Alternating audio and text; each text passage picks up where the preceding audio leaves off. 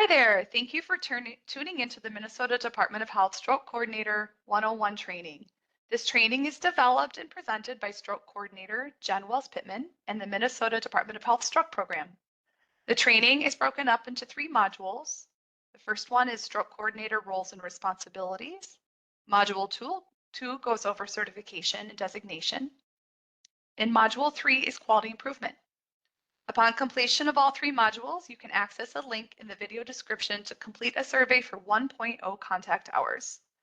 Please reach out to the Minnesota Department of Health Stroke Program with any and all questions as you go through these modules. Thanks for all you do and enjoy this series to support you in your role. I will now turn it over to Jen. So module 3, this is our final module of our 3-part series. So hopefully you were able to watch the first ones and gain some learnings from that and start implementing things for your new role. Module 3 is on quality improvement. So we'll be going through some different processes, data management, and some different items for you to take into consideration. So the objective is to understand different aspects of quality improvement processes and how to implement within your stroke program. So this is a pretty big part of your stroke coordinator role, is really looking at quality improvement, your data, using your data to drive those improvement projects, and so that you can improve care of your stroke patients. So when we think about data, we need to figure out where we're going to start. And there is data all over the place, so we need to make sure that we are thinking about this in kind of a streamlined manner. So what type of data are you going to collect? Where are you going to store this data? Who is going to abstract the data? When is the data going to be abstracted? And how is this data going to be utilized? So we're going through some of these in this presentation. So we think about what type of data we're going to collect. You may be looking at some process data, outcome data, complication data, different types of data to help guide your care of your patients. When you're looking at your emergency patients, that's where a lot of your data is going to come from. So kind of the timing data, how long things are taking to get from door to CT, door to thrombolytic, door to physician, door to door out, some of those items. We're going to look at where you're going to store your data, so which databases are available. So are you going to be doing all the data abstraction? Do you have a data abstractor to help you? Do you have other people who are able to help do some of that data for you? Or is your medical record able to pull clear reports? When are you going to be doing this? So in real time, after dismissal, after the patient's been coded, etc. And then how are you going to utilize that data? So types of data, different levels of certification require different types of data. So there will be required data specific to your certification level, and then you're going to be thinking about what other data is helpful for my program. And that may vary from level to level and institution to institution. You're going to have project data. So when you're doing a project, if you've identified a gap, or if you're rolling something new out, you want to make sure that you have some type of data that's going to show you if you're meeting the goal that you set. And are you intervening on the item that is actually the problem? So you may roll out a project and then find that your data hasn't changed and you've made great strides, but you haven't addressed the problem that you needed to. So make sure that you're collecting some project data. Anytime you have some type of citation or opportunity, it's helpful to collect data based on those so that you know that you're not only improving, but that improvement is being maintained over time. You also want to think about data that's meaningful for your program development. So really looking at different case reviews. Maybe you had a challenging case trying to decide if you should give thrombolytic to the patient or not because they had some different history. So maybe you'd bring that back to your stroke group to really review a case in depth to try and improve your program.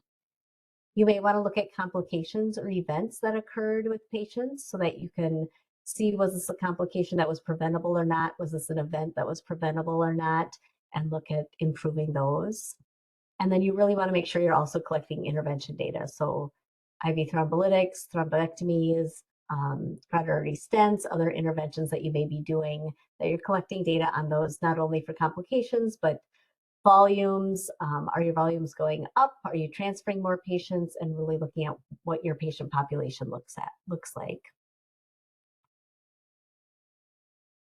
So once we've kind of identified, here's the data where I want to start, these are the data points that I'd like to start collecting, then we need to try and figure out where we're going to store this data. So there are lots of different options, and most centers are going to be using multiple different options and methods for their data. So you might not be able to keep your data just in one specific place. So the Minnesota Department of Health has the Minnesota Department of Health Stroke Portal, which we'll go into a little bit later in this presentation, but you're going to be able to put some data into that. Get with the Guidelines is another national database that a lot of places use, and that collects a lot of your core data and some of your timing data, and then there is an opportunity to put extra things in there as well. When you put the data in there, it is coded, so you have to keep track of which patients are which, so if you're looking at specific things, but it is really easy to run different reports and stuff out of that as well. Excel sheets are super helpful, especially if you're looking at different trends within your program or citation data, things that you aren't going to be able really to put into a specific database, or you're not going to be able to pull cleanly out of your record. There's other databases, other vended projects such as Midas or Metasolve, where you can collect data and run reports out of. REDCap is kind of similar to Excel, but it's a little fancier. And that was super helpful. They give really, really good reports out of that one, where you can see all the charts, and you can kind of differentiate your data pretty well. And so you're probably going to use a multiple different venues for storing your data. You may also have a medical record where you're able to pull reports out of and build reports in there. So just make sure that you're verifying those and testing them to make sure that they're accurate and giving you the data that you want, but that can be super helpful for running reports to look at data different ways as well.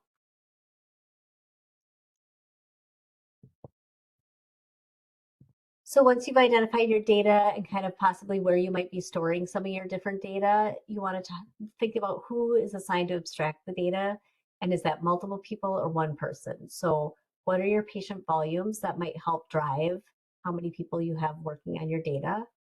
Do you have designated FTE for your data abstractors, or is that something that you can bring forward with some data and information on why you need FTE for that? If you do have specific separate people who are doing data versus the stroke coordinator versus maybe another RN who's helping, clearly define the roles for who is abstracting what data, and then how often you're going to meet to kind of review that.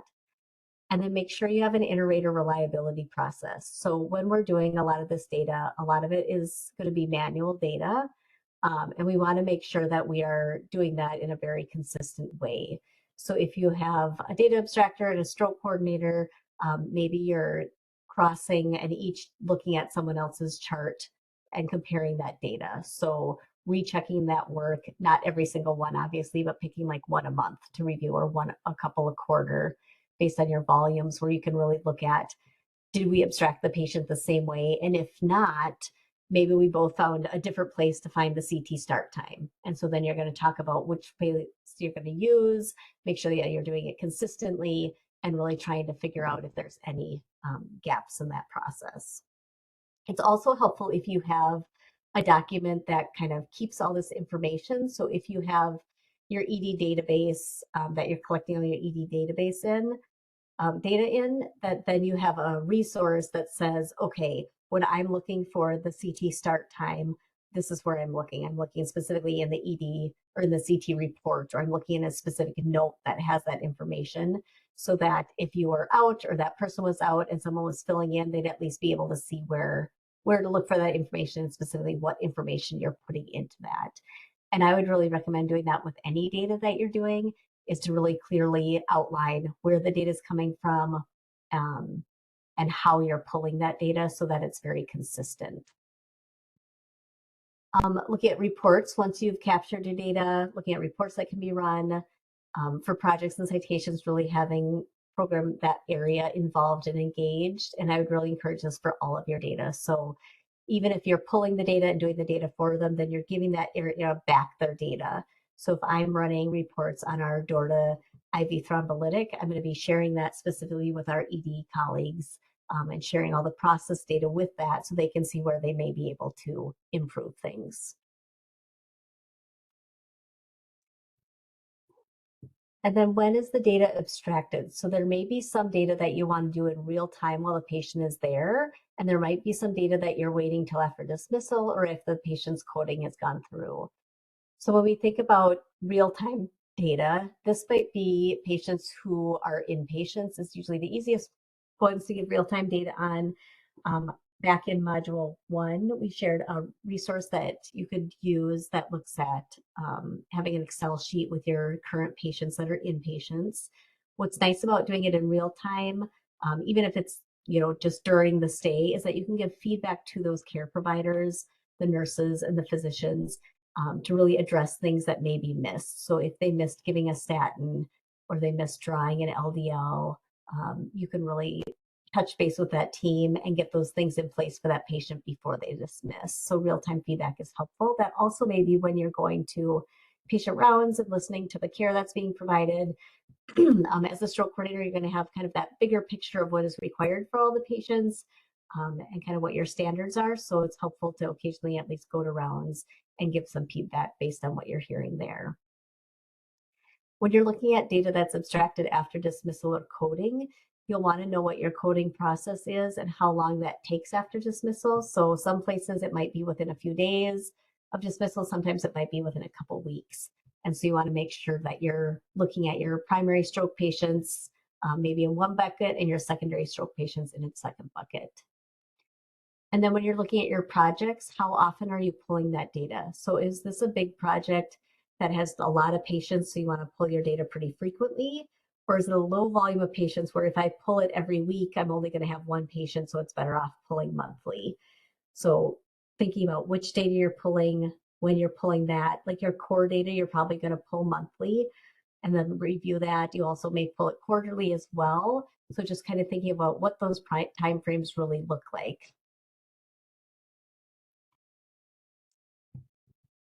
And then this is really the best and biggest one is what are you going to do with this data? So we collect a lot of data and we want to make sure that we're actually using it and it's valuable. So making sure the data that we collect is getting the answer that we want.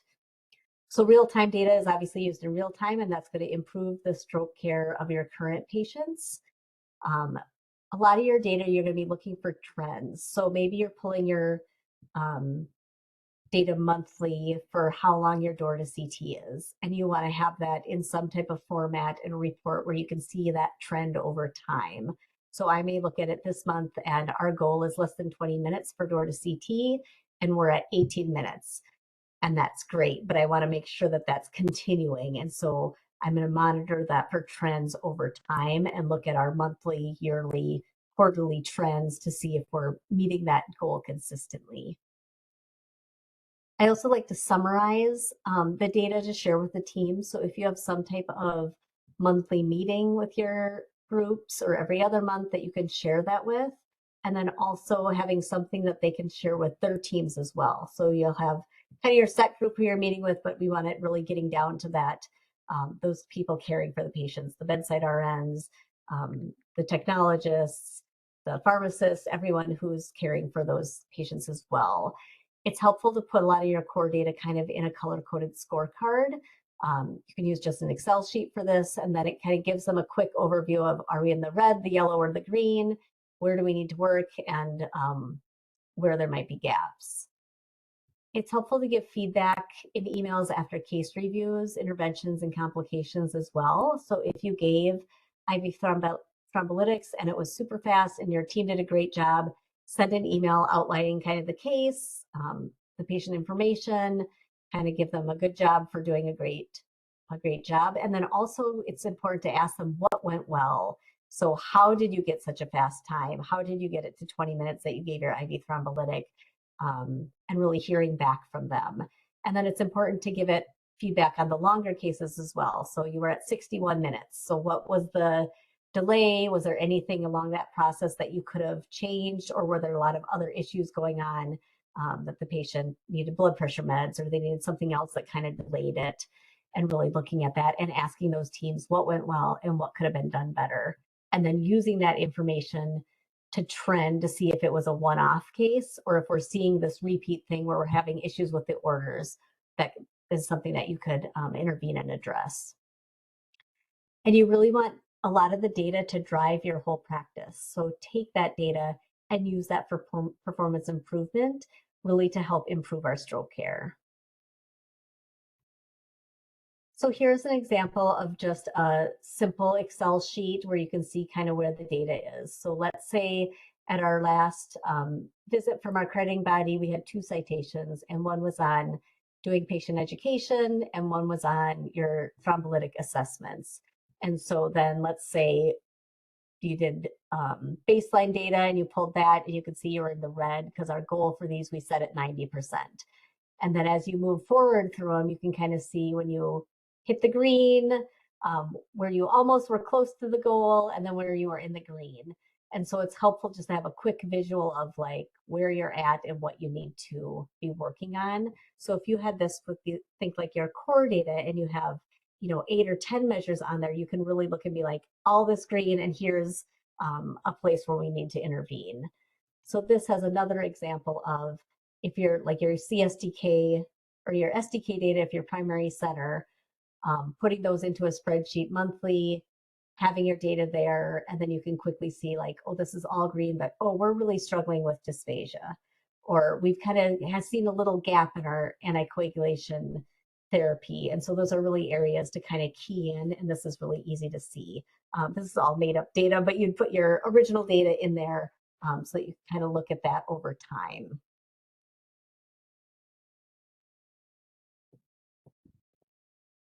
And then you want to really keep a list, focus on the areas of need. So if you're doing really well on a metric and you've got other ones that are struggling, really focus on the ones that are struggling. So your performance improvement plan might be just that you're continuing to monitor the data. The metric's going well, you're consistently meeting the goal, or you just have one miss here and there and you're following up individually.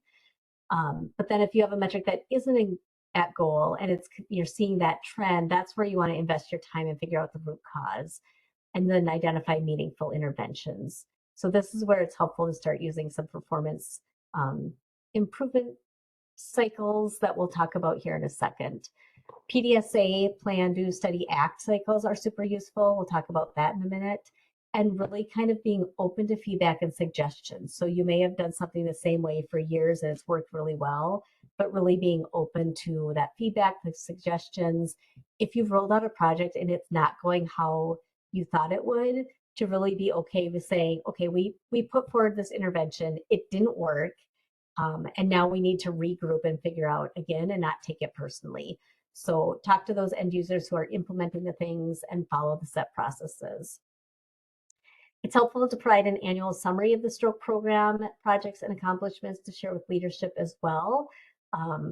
When you're sharing things with leadership, you really want to highlight kind of the goals of your program and what you've completed. And then it's also helpful when you have visits for your accrediting body to say like, hey, look at all these great projects and stuff that we've accomplished since our last visit. These are the things we've been working on. The reviewers really love to hear things like that. And that's also where they say, oh, I heard of another institution that did a similar project and they added this on as well. So you may get a lot of stuff with sharing it with your reviewers too. So there are a lot of different tools that you can use for performance improvement, and I'll share a couple examples on the next slide as well. So Plan, Do, Study, Act is a very common tool to use, and it's very simple and helps guide your project. The Minnesota Department of Health does have a template on there, which is super helpful. It kind of helps you kind of figure out what you're putting in each bucket. Another tool is a SWOT analysis, and that kind of helps figure out what to work on using an Excel or Word table to track projects, the data, the contact people, and the status. I find that helpful if I have all my projects kind of listed, and then when one's completed, I can take that one and just move it right over to my accomplishments list, take it off of one and move it to the other. And then impact effort grids. I love these. They're super helpful with prioritizing projects. So you might have 10 projects or 5 projects that you're really excited about, or where you have gaps, and then you really need to figure out where do I need to focus my efforts on first. So on this next slide, we're going to kind of look at these a little bit more in detail. So the Plan, Do, Study, Act. So this is a cycle that's going to kind of continue. So maybe you're looking at implementing an intervention and you eventually want it in all of your areas, but you're going to start really small. So maybe you're starting it with one thing in your emergency department. So you're going to take the time to plan it. Then the do is your implementation. So you're going to implement it. Your study is your data. So I'm going to look at the data. I'm going to talk to the end users to see what's going well and what's not. And then I'm going to act. And the action may be, this is going fantastic. Let's roll it out a little further to another area. Or we're only rolling it out in this area. We've rolled it out. It's going well. And we can kind of pause there and then kind of loop back to make sure the data is ongoing. Or the act may be that the data isn't improving, or you're getting feedback from the staff. Maybe your data is improving, but the staff are saying this is way too much work. This is taking a lot of time. This is, impacting other things negatively, and you really need to kind of regroup and figure out what your next step is. So that's why you're going to kind of go back to the plan. And that's where you're going to plan again. What little tweak are we making to the process to make it better? And you may do 3 or 4 little PDSA cycles where you're just making little tweaks in your project till you're like, okay, yep, it's really working well now. So this is great for kind of those projects that you're going to be doing based on your data. When we look at the SWOT analysis, which is the image on the right, this is going to give you kind of information about strengths, weaknesses, threats, and opportunities. And on the Department of Health site, they have this image as well. And if you Google SWOT, it'll give you more templates and stuff as well to kind of figure out what interventions need to be tweaked. The impact effort grid in the middle, this is where you're going to kind of think about each project or each intervention, and you're going to think about how much of an impact is it going to have. So is this going to be a high impact project? Then we know it's going to go in one of these 2 top boxes. Then we need to look at how much effort is it going to take to be able to implement this intervention. So is this something where it's an easy, just do it, not going to be too hard to do, but it's high impact, you're going to put it in this top box. If you know it's going to impact a lot, so it's a great thing to do, but it's going to be a lot of effort, a lot of time and a lot of planning, then you're going to put it in this top right box. Then you're going to think about your low impact projects. So they're projects that may have a lower impact on your patients and your performance improvement, but they're still important projects that you want to do. And then you're going to do the same thing. Is this a low impact, but it's low effort? So we're updating a guideline or we're updating a process, and it's just going to be a quick little thing. It doesn't have a huge impact, but it's really important and we still need to do it. And it's low effort. It's going to go in this bottom left box. And then these ones on the bottom right are ones that are going to be low impact, but high effort. So they're not going to impact things a lot, and they're going to take a lot of time. Once you have your projects in this is going to give you kind of, I should have color coded this. I'm going to give you kind of the direction that you need. So if you have low effort, high impact projects, this is where you're going to start right away. So this box would be kind of your green box. Just do it. We know it's going to be important. And it's going to be a lower effort. So we're going to work on anything in this box first and ignore everything else. Once we've got these things up and going and working well, then we need to look at these next 2 boxes. I typically will do this low effort, low impact one next. So this is kind of like your yellow box because they're going to be quick. So we're going to get them quickly off your plate. They're going to have a lower impact, but they're still important to do. So I'm going to get these 2 boxes done first. And then I'm going to move to my high effort, high impact. This is when you're going to use kind of more your PDSA cycles, your SWOT analysis. They're going to be bigger projects that are going to take more time and be bigger teams to implement. The bottom box over here, I really might reevaluate if these are even needed. So these are going to be high effort, but they're low impact. So these are things that are going to take a lot of time, but not impact your quality as much. So those are things I'm going to kind of table, really think about if they're needed, or if there's some other way to get it done. Or if I have like a student or a nurse on restrictions looking for a project, these might be things that I might have them work on as kind of those things that they're going to take a lot of work, but they're not going to impact our processes as much. So that's kind of an overview of some of the tools that you are able to use. Obviously, if you Google, there's a lot of quality improvement DMAIC processes and other processes that are helpful as well to help guide you. Okay, I'm going to let Michelle talk again about the Minnesota Department of Health stroke protocol and some portal and some other information here as well. Great, thank you, Jen. Yeah, we're going to kind of loop back here for a minute in regard to storing your data. And Jen did talk about the Minnesota Stroke Portal as being one of those database options. So let's just kind of take a closer look at that. This is particularly important to our acute stroke ready hospital coordinator audience. The Minnesota Stroke Portal, which is also the Minnesota Stroke Registry, is Minnesota's homegrown data repository for stroke data. The stroke data submission is required by Minnesota statute for all Minnesota hospitals, in particular for those that are acute stroke ready hospital designated. And for most of those sites, there's a direct stroke data submission directly into the portal. For the other levels of designation, such as comprehensive, primary, thrombectomy capable, if you're using it with the guidelines, there's usually some agreements in place where that data is still flowing to the stroke portal. So you're complying with the statute just fine, but not necessarily utilizing it for performance improvement, but still have access to all of that in there. So speaking of, the stroke portal gives you access to the data that's submitted. There are some reports to pull and benchmarking across sites. It houses, which is another key component to the portal, which is awesome for the acute stroke ready hospitals, is that it also houses the acute stroke ready hospital designation application and your designation documents. And here is the website to get you directly to that portal. Next slide.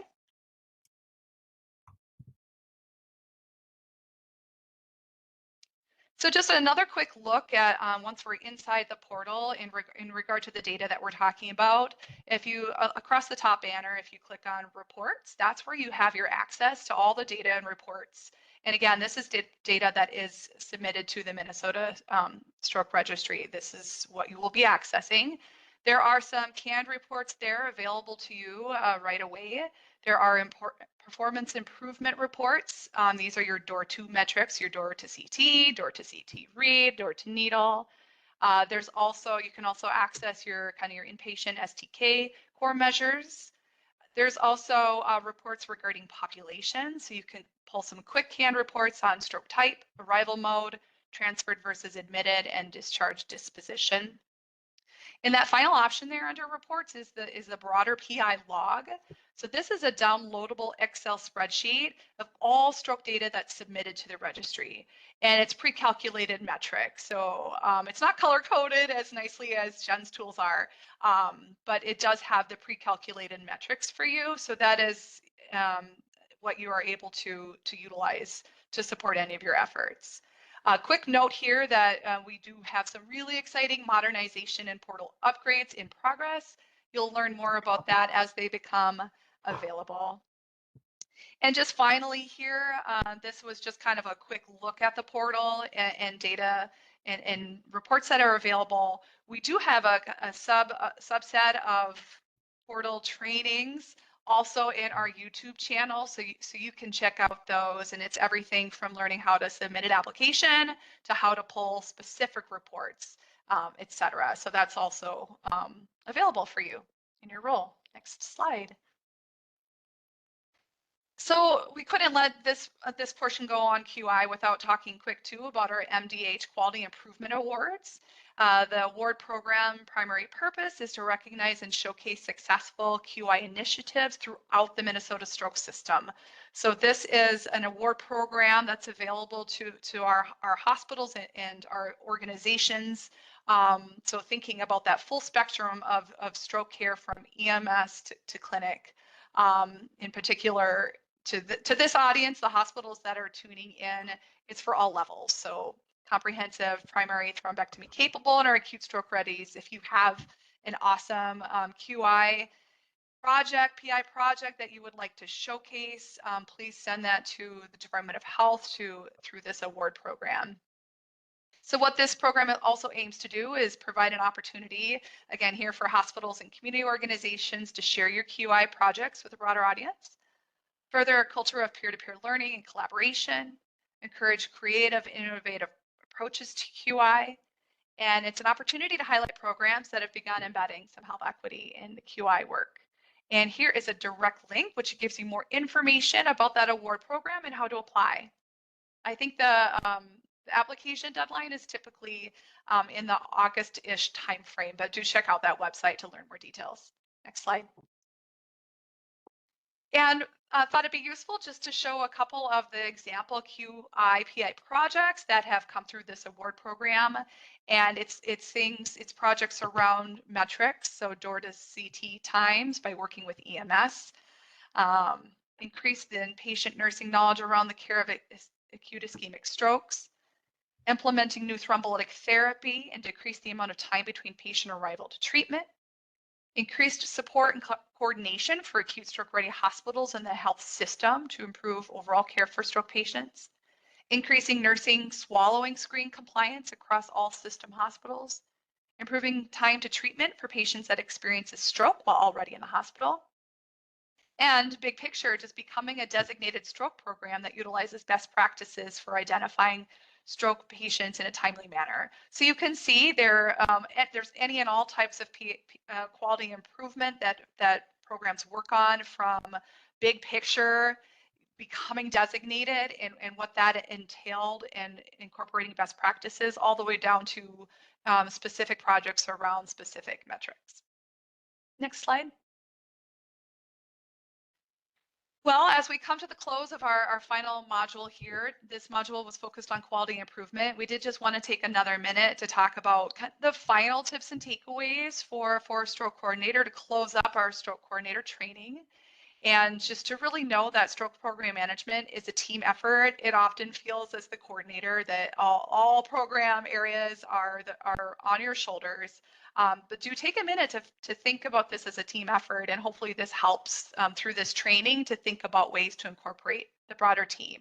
So some final tips here are: engage your leaders, find support, which includes encouraging collaboration, standardization, and support between other sites and stroke coordinators in your healthcare system. Collaborate with other coordinators at your site. We spoke to this, a lot of these in more greater detail in Module 1, which are the stroke coordinator roles and responsibilities. But one of those collaboration tips is to coordinate with other coordinators: trauma, cancer, bariatrics, STEMI, sepsis. There's a lot of different type of coordinator roles and hats at facilities or within regions or systems. So connect with all those folks so they're not recreating the wheel on resources and effort. Network and benchmark with other institutions and other stroke coordinators. And really, at the close of each of these modules, we had a list of resources. So do really access and utilize the resources that are available to you to support you in all these steps in a stroke program management. Next slide.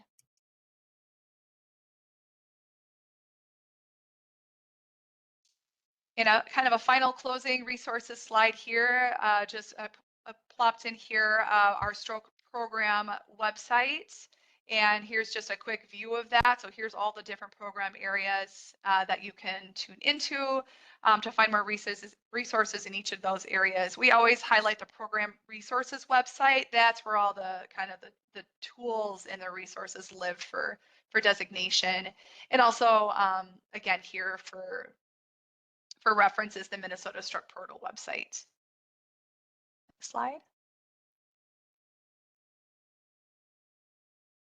Well, thank you. Thank you. This brings us to the close of our series. Thank you for tuning into our closing Module 3 of the Minnesota Department of Health Stroke Coordinator 101 training. We really hope you're able to utilize the learnings from this training series in your stroke program coordinator roles.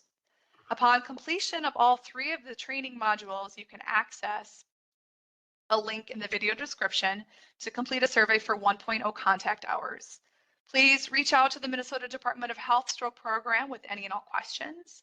We thank you again for viewing this training series, and overall, truly thank you for all that you do.